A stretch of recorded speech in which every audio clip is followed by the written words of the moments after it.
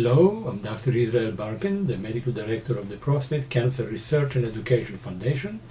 Today I'm going to talk about predictors for response of intermittent androgen deprivation in prostate cancer cases with biochemical progression after surgery.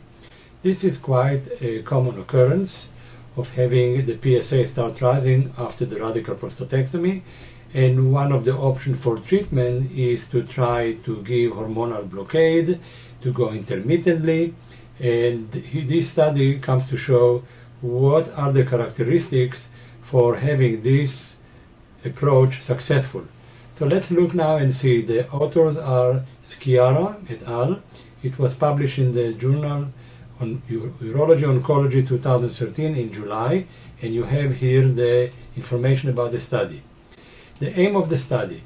What was the aim of the study? The aim of the study, as I said, was to find predictor of success, but looking at the first cycle of treatment. Endpoints of the study were looking at what is the time to clinical progression, CP, and what is the time spent to castration resistance in this patient.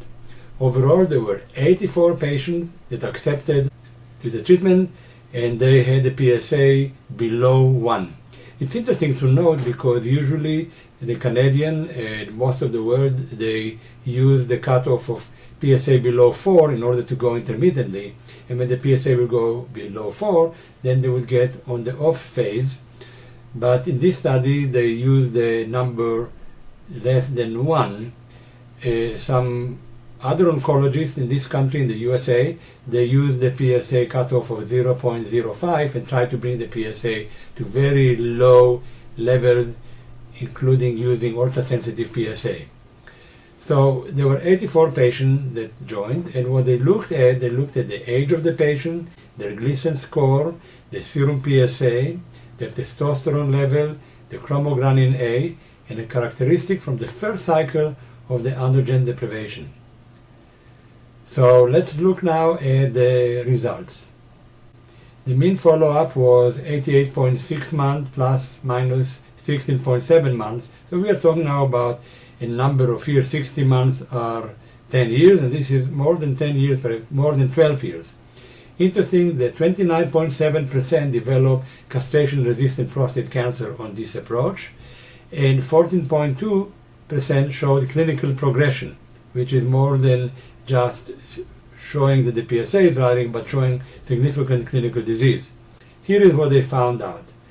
For PSA nadir more than 0.4% and off phase less than 24 weeks, they found there was a 2.7 to 2.5 increase compared to PSA level below, the nadir below 0.1 nanogram, and with an off phase 48 weeks.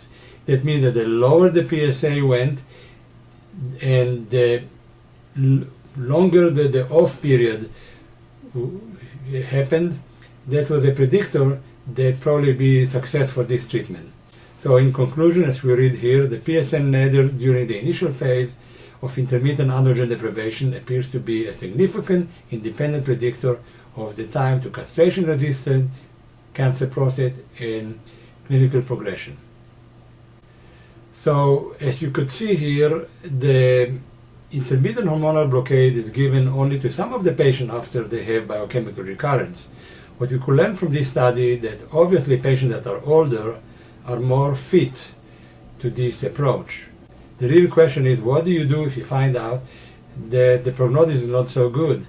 Then in that case, you have to offer the intermittent hormonal blockade only to people that are older and only people with good prognostic finding. Those that are not having this criteria, perhaps they should stay on continuous hormonal blockade. Perhaps you should have a more aggressive approach by looking at imaging and trying to add other treatments, perhaps local destruction wherever the cancer appears. Also, while you are on intermittent hormonal blockade, if the prognosis is not good, then you could use other markers or other imaging to try to make a decision whether to change the course of the management of these type of patients.